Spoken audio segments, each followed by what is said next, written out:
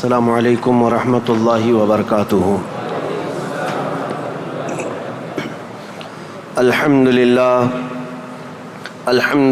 الحنان المنان الذي خلق الانسان وعلمه البیان والصلاة والسلام على رسوله سید الانس والجان وعلى آلہ واصحابہ ذوی الخیر والاحسان، اما بعد فاعوذ باللہ من الشیطان الرجیم، بسم اللہ الرحمن الرحیم۔ ان الدین عند اللہ الاسلام، صدق اللہ مولانا العظیم۔ بارگاہ رسالت مآب صلی اللہ علیہ وسلم میں درود پاک کا ہدیہ پیش کریں۔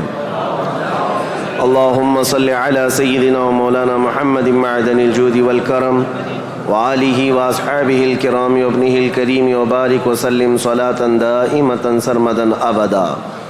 ایک عرب نے آدمی کا بول بالا کر دیا، خاک کے ذروں کو ہمدوش ثریا کر دیا۔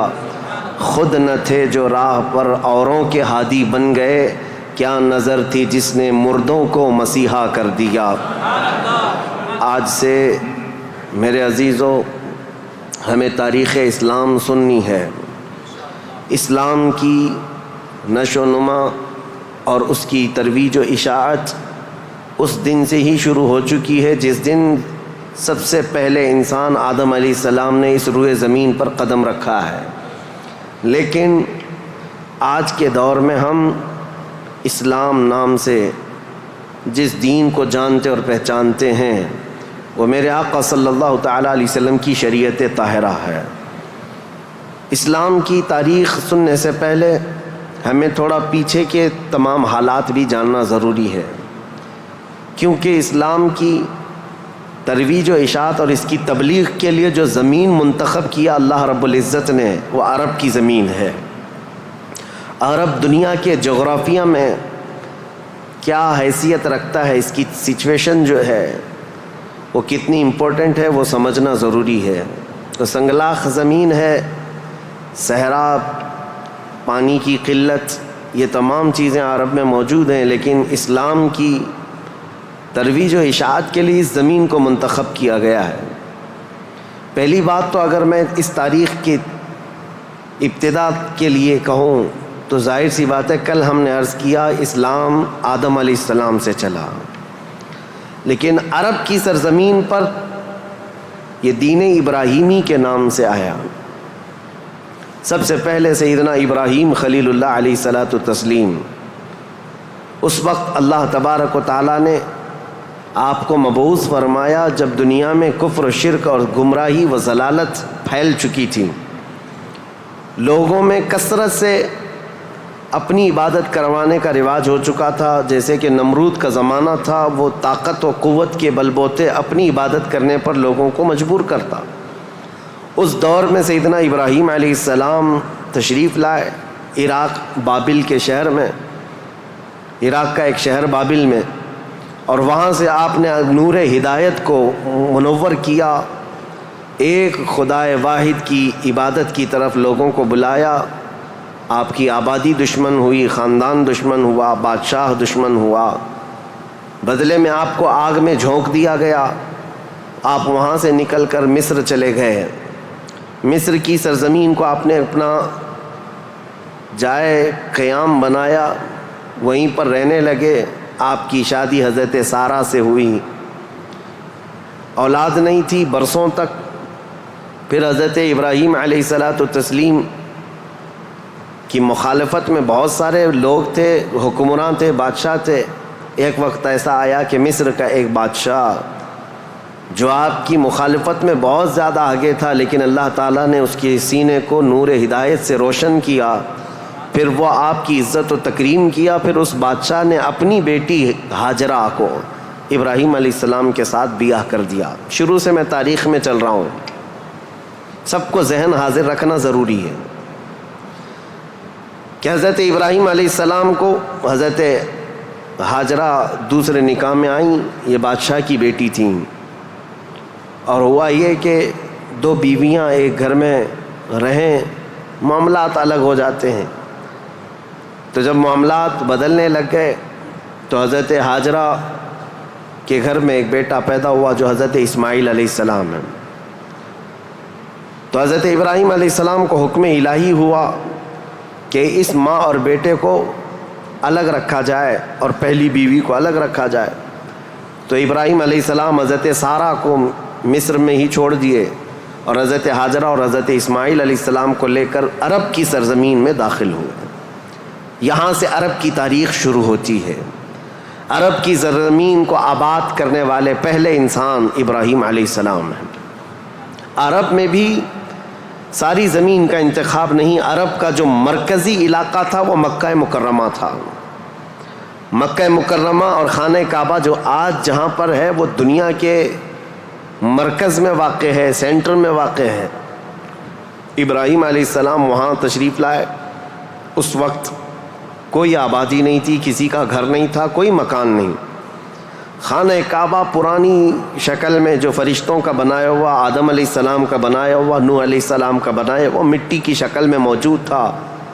ابراہیم علیہ السلام وہاں پر اپنی بیوی اور اپنے بیٹے کو ایک چھوٹا سا گھر بنا کر دے دیتے ہیں، بغیر چھت کا مکان تھا. پھر اس کے بعد وہ وہاں سے چلے گئے، پھر دوبارہ آتے رہے جاتے رہے. اسماعیل علیہ السلام کی عمر جب سن بلوغت کو پہنچی تو ابراہیم علیہ السلام کو حکم ہوا کہ اس خانہ کعبہ کی تعمیر کی جائے. تو ابراہیم علیہ السلام نے اپنے بیٹے حضرت اسماعیل علیہ السلام کے ساتھ مل کر کے خانہ کعبہ کی تعمیر کی. آپ کو بانی کعبہ بھی کہا جاتا ہے. دو ہی باپ اور بیٹے نے مل کر پورے خانہ کعبہ کی تعمیر کی. اس کی دیواریں اونچی کی، جس کا ذکر قرآن پاک میں بھی موجود ہے. اس ایک پتھر پر کھڑے ہو کر کے آپ تعمیر کرتے تھے، جس کو آج مقام ابراہیم کہا جاتا ہے. پتھر جیسے جیسے دیواریں بلند ہو جاتا، جب آپ کے اترنے کا وقت ہوتا پتھر نیچے ہو جاتا.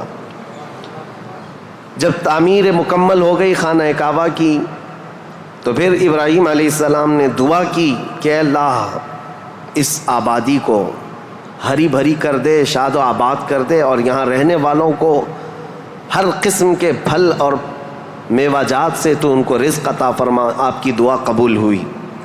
جو بے آباد علاقہ تھا، اب سنیں تاریخ کہاں سے شروع ہو رہی ہے. بے آباد علاقہ، کوئی آبادی نہیں تھی. ایک قبیلہ آیا جو تجارت کے لیے کہیں کا سفر کر رہا تھا. چونکہ وہاں پر زمزم کا کنواں بھی تھا.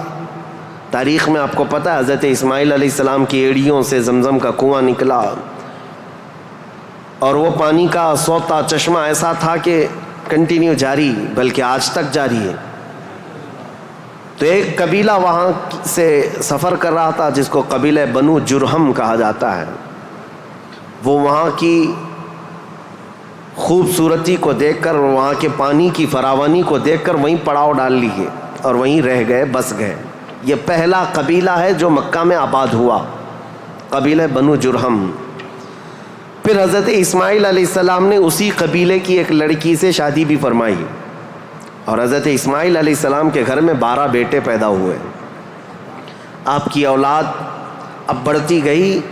عرب سرزمین میں سب سے پہلی یہ نسل ہے، عرب کو آباد کرنے والی پہلی نسل اسماعیل علیہ السلام کی ہے. قبیلہ بنو جرہم کے ساتھ آپ آباد ہوئے مکہ مکرمہ میں. اب ان کی نسل اتنی بڑھتی گئی کہ اسماعیل علیہ السلام کے بیٹے تھے نابت. ان کے ہاتھ میں خانہ کعبہ کی تولیت آئی. خانہ کعبہ کی حفاظت اور اس کی ذمہ داریوں کا یہ سارا انتظام آپ کا تھا. چند دنوں کے بعد پھر ایسا ہوا کہ قبیلہ بنو جرہم کے لوگوں نے، جو حضرت اسماعیل علیہ السلام کے سسرال تھے، خانہ کعبہ کی تولیت پر انہوں نے قبضہ کر لیا. اسماعیل علیہ السلام کی اولاد نے کوئی بھی ان کے ساتھ جھگڑا نہیں کیا، کسی بھی طرح کا برا برتاؤ نہیں کیا، کیونکہ ننیحال کے تھے. تو کئی سالوں تک قبیلہ بنو جرہم کا خانہ کعبہ پر قبضہ باقی رہا، لیکن انہوں نے بدعنوانیاں شروع کر دیں. خانہ کعبہ کے پاس لوگ جو دور دور سے آتے تھے دنیا میں، حاجی، اس وقت بھی ہر سال حج ہوا کرتا تھا، ان کے ساتھ برا سلوک کرنا، ان سے چڑھاوے لینا، ان سے زیادہ مانگ کرنا، یہ سب چیزیں ہونے لگی. تو پھر حضرت اسماعیل علیہ السلام کی اولاد نے دوبارہ خانہ کعبہ کی تولیت اپنے ذمے لے لی. تولیت کہتے ہیں ذمہ داری، جس سے متولی کہا جاتا ہے. جیسے مسجد کا متولی ہوتا ہے، تولیت اسی کو کہتے ہیں، خانہ کعبہ کی خدمت کی ذمہ داریاں۔ اب یہ زمانہ چلتا رہا، میں آپ کو پہلے یہ خاندانی معاملات بتا رہا ہوں، اس کے بعد پھر یہاں کے سیاسی حالات بھی بتاؤں اور پھر مذہبی حالات بھی آپ کو بتاؤں، تاکہ اسلام کی تاریخ کو سمجھنے کے لیے اس کا بیک گراؤنڈ بھی سمجھنا بہت ضروری ہے، پس منظر کیا تھا یہ معلوم ہونا ضروری ہے۔ اب اسماعیل علیہ السلام کی اولاد میں عدنان ایک شخص پیدا ہوئے جو آل اسماعیل میں بہت ہی معزز انسان تھے۔ اکثر صحابہ کرام کا اور خود رسول اللہ صلی اللہ علیہ وسلم کا نسب حضرت عدنان تک پہنچتا ہے، وہ ہمارے آقا صلی اللہ تعالیٰ علیہ وسلم کے جد امجد بھی ہیں۔ عدنان نے مکہ مکرمہ کی ذمہ داریاں سنبھالی اور اس کے بعد اب آبادی اتنی بڑھ گئی کہ ان لوگوں کو تجارت کے لیے اور اپنے معیشت کے لیے، اپنے معاش کے لیے دور دور جانا پڑا، مکہ چھوڑ کر کے باہر جانا پڑا، آبادی بڑھتی چلی گئی مکہ مکرمہ کی۔ اور اس کے بعد زمانے کے صبح شام گردش لیل و نہار جس کو کہتے ہیں، آتے گئے ایسے کہ آل اسماعیل علیہ السلام کی اولاد کا قبضہ یا ان کی خدمت کا معاملہ خانہ کعبہ پر ڈھیلا پڑتا چلا گیا۔ پھر کوئی دوسرا قبیلہ آیا، بنو خزاعہ، انہوں نے خانہ کعبہ کی تولیت اپنے حصے میں لے لی۔ اب جو اصل تاریخ شروع ہوتی ہے وہ میں بتانا آ رہا ہوں۔ تو برسوں برس اسی طرح سے گزرتے گئے اور پھر ایک شخص پیدا ہوئے جن کا نام فہر تھا۔ یہ اسماعیل علیہ السلام کے اولاد میں فہر نام ہے۔ فہر کا ایک لقب تھا قریش، اور یہیں سے قریش خاندان کی ابتدا ہوتی ہے۔ قریش ان کا لقب تھا اور اصل نام تھا فہر بن غالب۔ تو حضرت فہر جو رسول اللہ صلی اللہ علیہ وسلم کے پردادا ہوتے ہیں، یہ پیدا ہوئے اور ان کی اولاد ہوئی، اور اس کے بعد اب قریش خاندان کی ابتدا ہوئی، لیکن جگہ جگہ یہ لوگ منتشر ہو گئے، کچھ مکہ میں رہے، کچھ باہر رہے، لیکن خانہ کعبہ کی تولیت کی اور وہاں کا سارا قبضہ جو ہے بنو خزاعہ قبیلے کے ہاتھ میں تھا۔ پھر زمانہ بدلتا ہوا یہاں تک پہنچا کہ اسماعیل علیہ السلام کی اولاد میں یعنی قریش خاندان میں ایک شخص پیدا ہوئے جن کا نام قصی تھا۔ یہ تاریخ کے بہت اہم آدمی ہیں، بہت اہم ترین شخصیت ہے قصی۔ ساری سیاست عرب کی وہیں جا کر ختم ہوتی ہے۔ قصی ایک کلاب کے بیٹے تھے، لیکن ایسا ہوا کہ باپ کا انتقال جلدی ہو گیا۔ قصی جو ہے بنو عزرا قبیلے میں ہی پرورش پائے، اپنے ننیال میں جوان ہوئے تو آپ کو بتایا گیا کہ تمہارا خاندان تو اسماعیل علیہ السلام کا خاندان ہے اور خانہ کعبہ کے وہ ذمہ دار رہے ہیں، متولی رہے ہیں۔ تو وہ اپنے ننیال کو چھوڑ کر کے جب مکہ آئے تو قصی یہ جوان تھے، بھرے جوان تھے۔ آتے ساتھ ان کے اندر وہ ہنر تھا، پیشانی میں وہ چمک تھی کہ جو دیکھتا دیکھتا رہ جاتا۔ ظاہر سی بات ہے وہ چمک کسی اور کی نہیں تھی، وہ نور مصطفیٰ کی تھی۔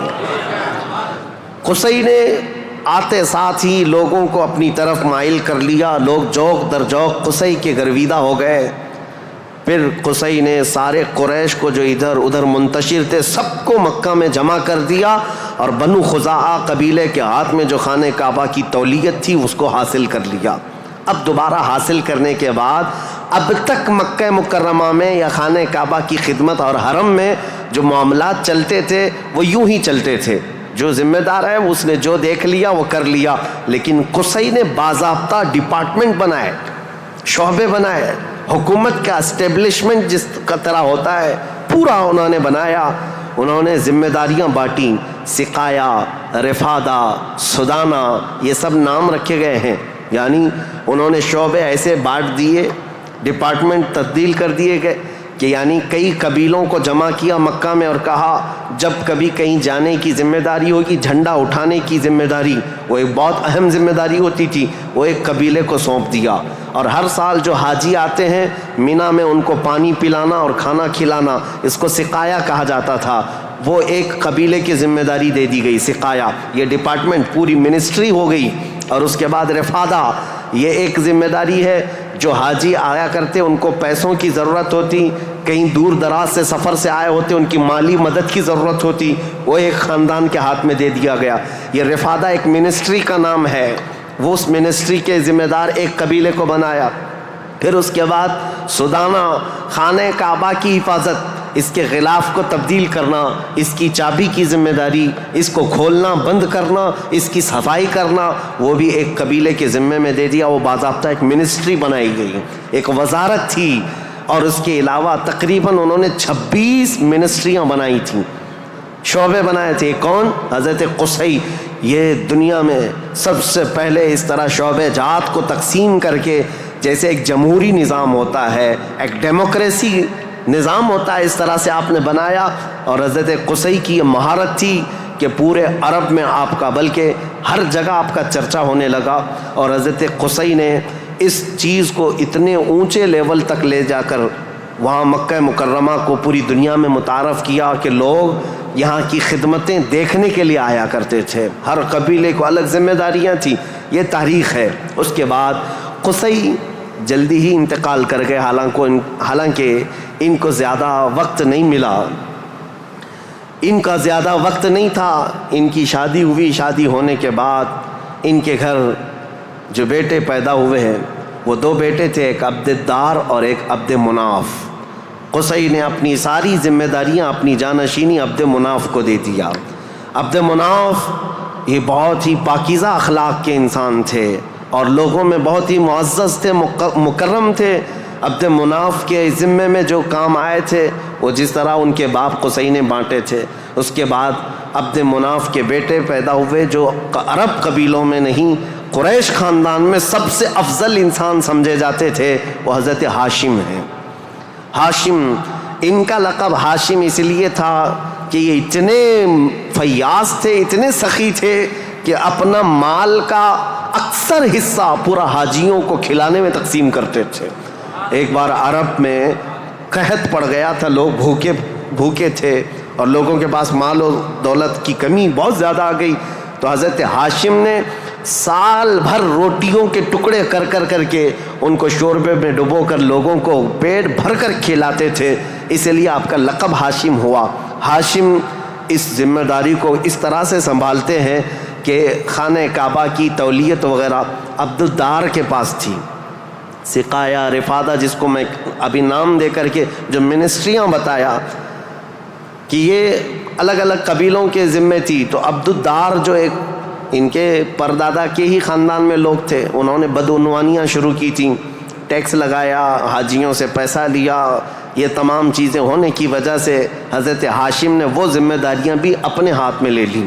اب قریش خاندان میں حضرت ہاشم کے پاس جو ذمہ داریاں تھیں وہ یہ تھیں کہ آپ رفادہ یعنی حاجیوں کو مالی مدد دینے کے بھی آپ ہی ذمہ دار تھے، سقایہ، مینا میں حاجیوں کو پانی پلانے کے ذمہ دار بھی آپ ہی تھے، اور سدانہ، خانہ کعبہ کی چابی اور کلید بردار جو کہتے ہیں وہ بھی ذمہ داریاں آپ نے لے لی تھی۔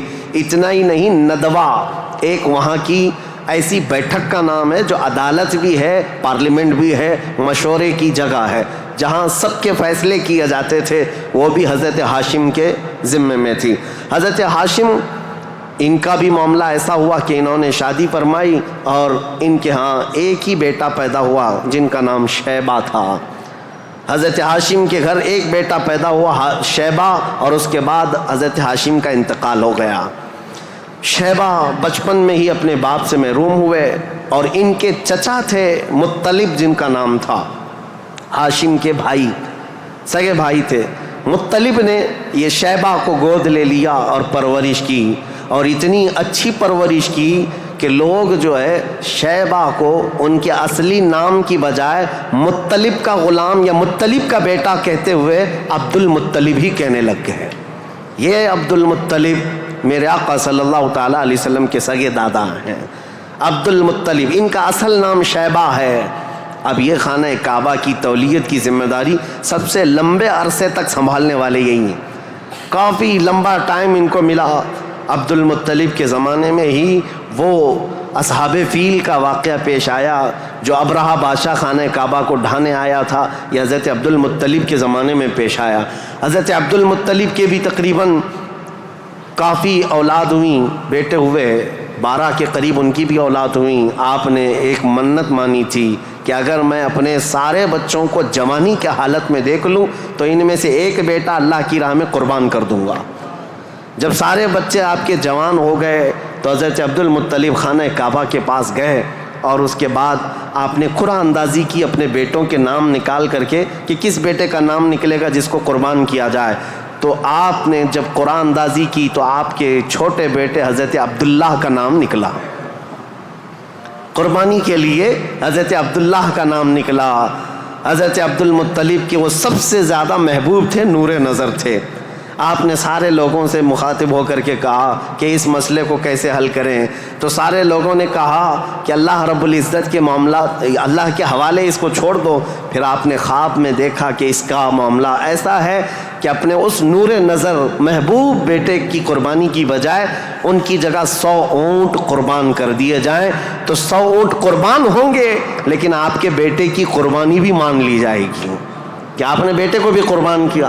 آپ نے حضرت عبداللہ کی جگہ پر 100 اونٹ قربان کیے. اسی لیے تو میرے آقا صلی اللہ علیہ وسلم نے ایک حدیث میں فرمایا ہے انا ابن الذبیحین، اے لوگوں میں 2 ذبیحوں کا بیٹا ہوں.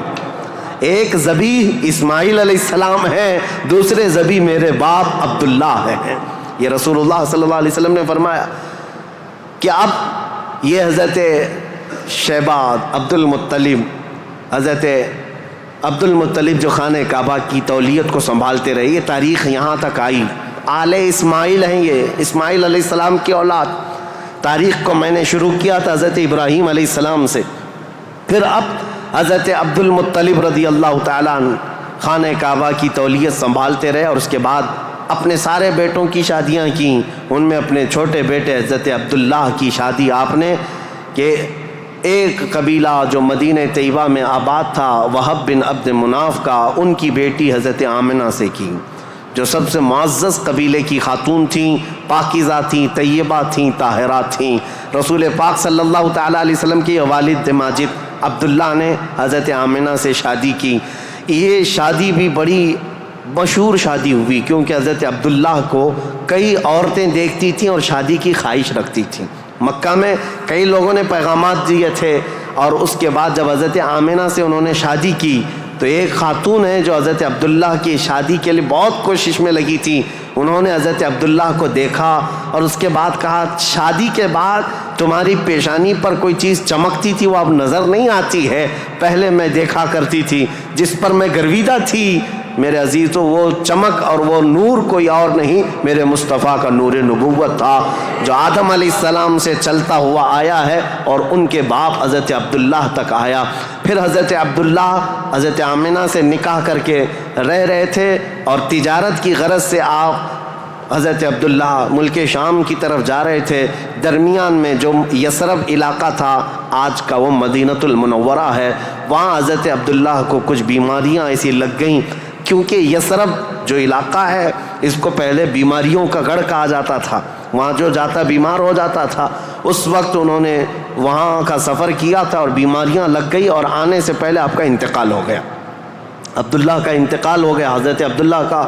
اور پھر چند ماہ گزرے تھے، 6 مہینے کے بعد پورے عالم میں جو ایک عجیب کیفیت طاری تھی. عرب کی یہ تاریخ میں آپ کو بتا رہا ہوں کہ یہاں پر اب حالات کیا تھے. حضرت آمنہ کے گھر رسول پاک صلی اللہ تعالیٰ علیہ وسلم حمل سے ہیں، لیکن اس سے پہلے میں اب پس منظر بتاتا ہوں، بیک گراؤنڈ بتاتا ہوں دنیا میں کیا چل رہا تھا اس وقت، حالات کیسے تھے. اس کو میں ڈیوائیڈ کر کے اگر بتاؤں سیاسی حالات اور مذہبی حالات. سیاسی حالات میں یعنی پالیٹکس کے اعتبار سے دیکھا جائے تو حکومت اور تسلط قبضہ زیادہ کس کا تھا؟ اس دور میں سب سے بڑی 2 حکومتیں تھیں، ایک پرشین امپائر اور ایک رومن امپائر. روم کی حکومت اور فارس کی حکومت، ان دونوں کا بہت بڑا اثر و رسوخ تھا. پوری دنیا کی بات کر رہا ہوں، یہ سپر پاور طاقتیں تھیں. عرب میں بعض لوگ پرشین امپائر کے انڈر میں کام کرتے تھے، بعض لوگ رومن امپائر کے انڈر میں کام کرتے تھے. مذہب کے اعتبار سے ہم بعد میں بات کرتے ہیں. اب یہ حالات تھے کہ حکومت اور تسلط، قبضہ، سیاسی اثر و رسوخ سب سے زیادہ یہ 2 حکومتوں کا تھا جس کی وجہ سے آئے دن نئی نئی جنگیں ہوتی تھیں. رومن ایمپائر یہ چاہتی تھی کہ دنیا پورا قبضہ کر لیں، پرشین ایمپائر یہ چاہتے تھے کہ پوری دنیا ہم قبضہ کر لیں. اس آڑ میں دو سپر پاور کے ٹکراؤ میں پوری دنیا میں جنگیں روز روز چلتی رہتی تھیں. یہ حالات تھے سیاسی. عرب لوگوں کی خود کی کوئی حکومت نہیں تھی، ان کی خود کی کوئی حکومت نہیں تھی، لیکن وہی مکہ مکرمہ سے جو ان کے خاندانی حالات کی سرداری چلتی تھی بس. لیکن دنیاوی حکومت کے اعتبار سے یہ لوگ پرشین ایمپائر کے انڈر میں کام کرتے تھے یا پھر رومن ایمپائر کے انڈر میں کام کرتے تھے. یہ دو طرح کی حکومتیں چل رہی تھیں. اب مذہبی حالات کے اعتبار سے دیکھا جائے تو میں 4 حصوں میں تقسیم کرتا ہوں پوری دنیا کو. 4 حصوں میں فارس، جس کو آج پرشیا کہیں آپ، ایران جو آج کے دور کا ہے، اس کی سرحدیں اور بھی بڑی تھیں، بلند تھیں. پرشیا یا جس کو اس وقت پرشین ایمپائر کہا جاتا ہے. مذہبی حالات کیا تھے ان کے؟ مذہبی حالات اتنے خطرناک تھے کہ ان کے ہاں شروع سے کبھی ایک خدا کا تصور آیا ہی نہیں. یہ شرک میں ہی مبتلا رہی قوم ہے. ہمیشہ بتوں کی، ہمیشہ آگ کی پرستش کرنے میں سب سے زیادہ مشہور قوم ہے یہ پرشیا کے لوگ، یعنی فارس کے لوگ. آگ کی پوجا میں ان کا کوئی نام ثانی نہیں تھا. 1000 سال تک ایک آگ کو بجھنے نہیں دیتے تھے یہ لوگ. اس طرح کئی بت کدے تھے، کئی آتش کدے تھے. یہ فارس کے علاقے میں یہ حالات تھے کہ ایک خدا کا تو تصور ہی نہیں تھا، اور غلبہ ایسا تھا کہ جو حاکم ہوتا تھا اس کی عبادت کی جاتی تھی، جو مال والا ہے اس کے سامنے سجدے ہوتے تھے، جس کی طاقت ہے اس کے سامنے جھک جائے. یہ حالات پرشیا کے تھے. اور روما کے حالات کیا تھے؟ جو رومن ایمپائر ہے روم، یہاں پر عیسائی زیادہ طور پر آباد، اس زمانے میں بھی تھے، پہلے سے بھی، کیونکہ عیسیٰ علیہ السلام کے بعد ان کے حواریوں کے ذریعے سے جو دین پھیلا وہ روما میں زیادہ تھا، جو آج کا اٹلی ہے، یونان ہے اور جورجیا وغیرہ کے علاقے آج یہ سب رومن ایمپائر کے انڈر میں تھے، اور یہاں عیسائی زیادہ تھے. لیکن ایسے عیسائی کہ اصل عیسائی دین کو انہوں نے مسخ کر دیا تھا، ختم کر دیا تھا. جو دین الہی تھا، اللہ کا دین تھا، عیسیٰ علیہ السلام جو لائے تھے، اس کو انہوں نے اتنا خلط ملط کر دیا تھا کہ عیسیٰ علیہ السلام کے جگہ جگہ مجسمے، اسٹیچو بنائے ہوئے تھے. مریم علیہ السلام، سیدہ مریم رضی اللہ تعالیٰ عنہا کو انہوں نے ساتھ میں پوجنا شروع کر دیا.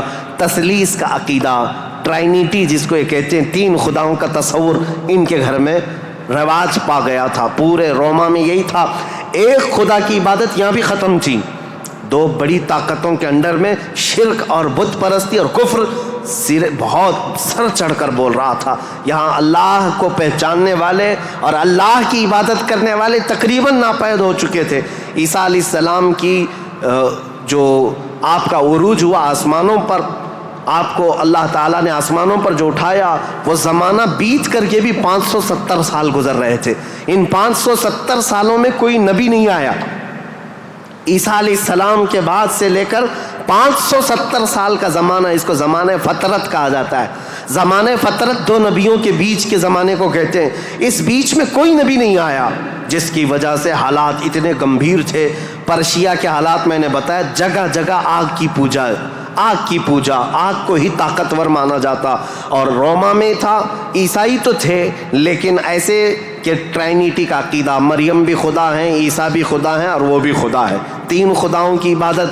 اور اس کے علاوہ راہبوں کا، پادریوں کا حال تو یہ تھا، اللہ کی پناہ، وہاں کے جو عبادت خانے تھے، جو چرچ تھے، جو کلیسا تھے، وہ عبادت کے نہیں تھے، وہ عیاشیوں کے اڈے تھے. کوئی عورت جاتی تو ان کے ہاتھ میں بچ کے باہر نہیں آتی، اس کے ساتھ وہ منہ کالا کر لیتے. یہ جو بڑے بڑے راہب تھے ان کا حال یہ تھا. اور وہ سیاست میں بھی اس طرح ملوث تھے کہ جب تک کنیسہ میں یعنی چرچ میں کوئی شخص مال نہ لا کر کے دے، اس کے لیے بد دعائیں کرتے تھے، اس کی تباہی کا انتظام کرتے، بلکہ فوج کی سرکشی کے ساتھ ایسے لوگوں کو مار کر ختم بھی کر دیتے تھے. اور اس کو کہتے تھے کہ یہ جس کو جس طرح آج ہم یہاں پر دیکھ رہے ہیں دھرم دروہی ہے، دین چھوڑا ہوا آدمی ہے. یہ عیسائیوں کا تسلط ایسا تھا، ان کا قبضہ ایسا تھا، پادریوں کا عیاشی کے اڈے بنا دیے گئے تھے. جتنے وہ عبادت خانے تھے، جتنے عبادت خانے تھے وہ عیاشیوں کے اڈے بنے ہوئے تھے. اور ان کے ہاں یہ سب چیزیں عام. جو اخلاق دینے آئے تھے، جو اچھا مزاج دینے آئے تھے، وہی ان کے علماء، ان کے راہب پورے ایسے تسلط کے ساتھ گندگیاں پھیلا چکے تھے. یہ روما کے حالات تھے, پرشیا کے حالات وہ تھے. اب دنیا میں تیسرا ایک بڑا طبقہ جو اپنا اثر رکھتا تھا, اپنا رسوخ رکھتا تھا, وہ ہندوستان کا تھا. ہندوستان جس کو ہم اکھنڈ بھارت کہیں, یہ ہندوستان, اس کی سیمائیں, اس کی سرحدیں اتنی نہیں تھی جو آج کشمیر سے کنیا کماری تک یا گجرات سے لے کر کے بنگال کی کھاڑیوں تک ہے, بلکہ اس کی سیمائیں ایران کی سرحدوں تک پہنچتی تھی. افغان, پاکستان, بنگلہ دیش, نیپال جو آج ایک الگ الگ ریاستوں میں, الگ الگ ملکوں میں تبدیل ہیں, یہ سب ہندوستان کے علاقے ہوا کرتے تھے. ہند اس وقت کے حالات کیا تھے ہندوستان کے, میں اس وقت کی بات کر رہا ہوں. عیسیٰ علیہ السلام کے عروج آسمانی کے 570 سال کے بعد ہندوستان کے حالات بڑے دیگرگوں تھے, کیونکہ یہاں پر بھی شروع سے بت پرستی بہت زیادہ تھی. بلکہ تاریخ نگاروں نے لکھا ہے اس وقت ہندوستان کی آبادی اگر 1 کروڑ تھی تو یہاں کے خدا جو بنائے گئے تھے وہ 2 کروڑ تھے. یعنی انسانوں کی آبادی سے بڑھ کر کے خدا تراشے گئے تھے. ہر قبیلے کا نہیں, ہر خاندان کا نہیں, بلکہ ہر انسان کا 2 خدا, 3 خدا, 4 خدا, جس کی جیسی حیثیت ویسے خدا بنائے ہوئے تھے. اور یہاں پر اخلاقی حالات اگر دیکھے جائیں تو وہ بھی اس طرح کہ جیسے کل بھی میں نے بتایا تھا, کاسٹزم میں یہ لوگ ایسے ملوث تھے کہ برہمن الگ, شودر الگ, دلت الگ, چھتریہ الگ, یہ سب چیزوں کو کاسٹ میں بدل کر کے, ایسے کہ کسی دلت کو ایک مقدس کتاب چھونے کی بھی اجازت نہیں ہوتی, برہمن سے مصافحہ کرنے کی بھی اجازت نہیں ہوتی. اگر کسی دلت نے برہمن کی لڑکی کو چھو بھی لیا تو اس کا ہاتھ کاٹ دیا جاتا, اور اگر گیتا کے شلوک سن لیتا تو اس کے کان میں کھولتا ہوا تیل ڈال دیا جاتا تھا. یہ سب حالات یہاں کے تھے. یعنی اخلاقی پستی, اخلاقی گراوٹ یہاں پر بھی تھی. روما کے حالات بھی اچھے نہیں تھے, پرشیا کے حالات بھی اچھے نہیں تھے, ہندوستان کے حالات بھی. اور عورتوں کے لیے تو یہ اس قدر سخت تھے, اللہ اکبر. یہاں کسی عورت کا شوہر مر جاتا تو عورتیں ساتھ میں اپنے شوہر کی چتا کے ساتھ آگ لگا لیتی, جس کو ستی کہا جاتا تھا. ستی ایک رسم ہے, تاریخ میں آج بھی موجود ہے. بیوہ عورت کو جینے کا حق نہیں تھا. بیوہ عورت اپنے شوہر کی آگ کے ساتھ خود بھی جل جاتی تھی, وہ چاہے جوان ہو, چاہے 2 مہینے کی دلہن کیوں نہ ہو, اسے جلا دیا جاتا. چند سالوں کے بعد پھر جلانے کا رواج ختم ہوا, پھر بیوہ عورت کو جنگلوں میں بھیج دیا جاتا کہ وہ وہاں رہے, وہیں آباد رہے. اس کا گھر میں آنا اب شگن. آج تک یہ بری روایت موجود ہے, جاہلوں کے آج بھی پائی جاتی ہے, غیر مسلموں کے ہاں, کہ اگر کوئی بیوہ عورت اچھے تقریبات میں شامل نہیں ہو سکتی, اچھے فنکشنز میں نہیں آ سکتی, کھانے پکانے کے وقت نہ آ جائے, یہ اب شگن ہو جائے. عورت اگر حیض اور نفاس کے عالم میں ہو تو اس وقت تو اس کے ساتھ جانوروں سے بدتر سلوک ہوتا. اس کا گلاس الگ, اس کا برتن الگ, اس کا کھان پان الگ, بلکہ جانوروں کا جس طرح سے الگ رکھا جاتا تھا عورت کا بھی الگ رکھا جاتا تھا. عورت کو پستی کی طرف دھکیل دیا گیا تھا. یہ تاریخ یہاں کی تھی, ہند کی. 3 بڑے طبقے دنیا کے میں بتا رہا ہوں, ایک روما میں, ایک پرشیا میں, ایک ہندوستان میں. اخلاقی پستی اس قدر تھی, کفر و شرک غالب تھا, اور اس کے علاوہ اب چوتھی ایک قوم بچتی ہے. ان سب کے بیچ میں اگر کوئی تھوڑی بہت شدھ بدھ رکھتی تھی, کوئی تھوڑا بہت اچھا مزاج رکھتے تھے, تو اس زمانے میں عزت تھی, تو وہ بنی اسرائیل کی تھی جو یہودی تھے, بنی اسرائیل. لیکن ان کے حالات ایسے تھے کہ غرور اور گھمنڈ ان کو اتنا تھا کہ وہ یہ کہتے تھے کہ پوری روئے زمین پر سب سے افضل لوگ ہم ہیں, اللہ کے محبوب ہم ہیں, اللہ کے بیٹے ہم ہیں, ہم کو اللہ کبھی عذاب نہیں دے گا, کبھی اللہ ہم کو آگ نہیں دکھائے گا. یہ سب اتنا غرور تھا اپنے افضل ہونے کا کہ کوئی نبی آتے تو ان نبیوں کا قتل بھی کر دیتے. ان بنی اسرائیل نے, یہودیوں نے 10,000 کے قریب نبیوں کا قتل کیا ہے, 10,000 کے قریب نبیوں کا قتل کیا یہ بنی اسرائیل. اور اللہ کی لعنت ان پر ایسی, اللہ کا غضب ان پر ایسا, غیر المغضوب علیہم ولا الضالین پڑھتے ہیں آپ. اور قرآن پاک میں اللہ تعالیٰ نے فرمایا ہے کہ اللہ وباءوا بغضب من اللہ, وہ اللہ کے غضب کے ساتھ لوٹی ہوئی قوم ہے. یہودی جو تھے بنی اسرائیل, اس دور میں ان کا حال یہ تھا کہ تھوڑے بہت یہ بت پرستی تو نہیں کرتے تھے, دوسرے خداؤں کی طرف جھکتے تو نہیں تھے, لیکن سود خوری ان کی فطرت میں داخل تھی. سود اتنا کھاتے تھے کہ کسی بھی غریب کی زندگی تباہ و برباد کر دیتے. سود کا نظام سب سے زیادہ یہ یہودیوں کی طرف سے، اور آج بھی پوری دنیا کو کریڈٹ کے پلیٹ فارم پر لا کر کھڑا کرنے والی قوم کوئی اور نہیں، یہ اسرائیلی ہیں، یہ یہودی ہیں. پوری دنیا کو کریڈٹ بانٹ کر کے، ان کو قرضہ دے کر کے، ادھار دے کر کے اس پر نفع لینا، اس پر انٹرسٹ کمانا، یہ یہودی فطرت میں داخل تھا. اور یہ سود کی لعنت ان کے ساتھ آج سے نہیں پہلے سے ہے. اس کو حلال سمجھ کر کے کھاتے ہیں، اس کو ترہ امتیاز سمجھتے ہیں، اور یہ سمجھتے ہیں یہ ہماری عقل مندی ہے، ہماری دانائی ہے کہ ہم پوری دنیا کا مال اپنی طرف کھینچ لیتے ہیں. اس کو وہ اپنی عقل مندی سمجھتے ہیں، جبکہ اللہ کا غضب ہے ان کے ساتھ. یہ چوتھی قوم تھی جو برائیوں میں ملوث تھی، سود خوری میں ملوث تھی، نبیوں کا قتل، بلکہ کتابوں کو یوں پھینک دیتے، اگر ان کے مزاج کے مطابق کوئی مسئلہ نہیں ملتا تو پھینک دیتے اور کہتے یہ کتاب اللہ کی ہے نہیں. تورات کو نہیں مانتے، تلمود کو نہیں مانتے، جس کو آج اولڈ ٹیسٹمنٹ کہا جاتا ہے، یا بائبل کو نیو ٹیسٹمنٹ جو انجیل ہوا کرتی، ان کتابوں کو پھینک دیتے. ان کے مزاج کے مطابق اگر آیتیں ملتی تو ٹھیک ہے، نہیں تو پھینک دیتے.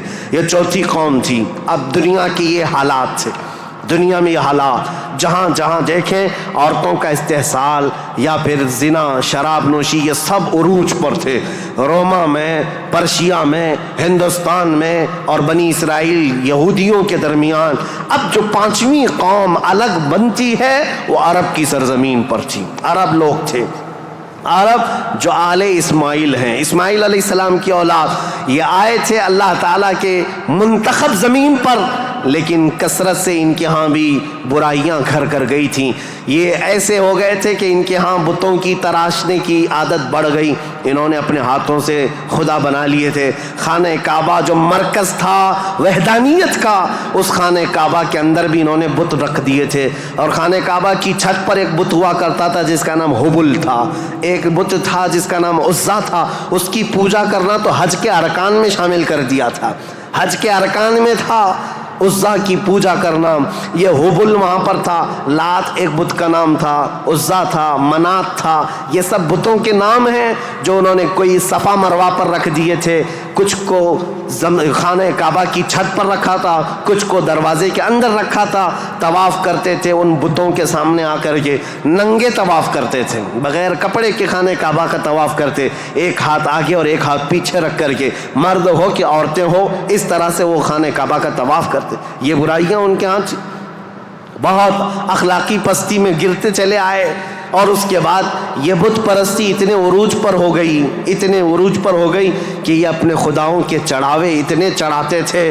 دور دراز سے لوگ آتے تھے تو سال میں ایک مرتبہ ان خداؤں کے نام پر انسانوں کی بلی بھی چڑھتی تھی. کوئی جوان منتخب کر لیا جاتا اور وہ خوشی سے تیار ہوتا، اپنی گردن اس کی رکھ دی جاتی، مینا کی وادی میں اس کو ذبح کر دیا جاتا، کاٹ کر کے اس کا خون بتوں کو لگا دیا جاتا. اور یہ کہتے کہ ہم مقرب ہو رہے ہیں، ہم مکرم ہو رہے ہیں، ہم عزت والے ہو رہے ہیں. یہ تمام چیزیں تھیں. اور اس کے علاوہ ان کے ہاں شراب بہت زیادہ عام تھی. چوری کرنے والے کچھ قبیلے خاص تھے عرب میں، اور ان کا پیشہ ہی تھا راستے پر رکنا اور جاتے آتے قافلوں کو ڈاکہ زنی کرنا اور مال لوٹنا. اور اس کے علاوہ عورتوں کے لیے ان کے ہاں بھی اچھے حالات نہیں تھے. عورتوں کو تو مشین سمجھتے تھے. شادی کا کوئی ایک سسٹم نہیں تھا. کوئی مرد چاہے تو 100 رکھ لے، کوئی 50 رکھ لے، کوئی 60 رکھ لے. نہ شادی کا کوئی سسٹم ہے، جتنی عورتیں چاہے وہ رکھ سکتا تھا. اور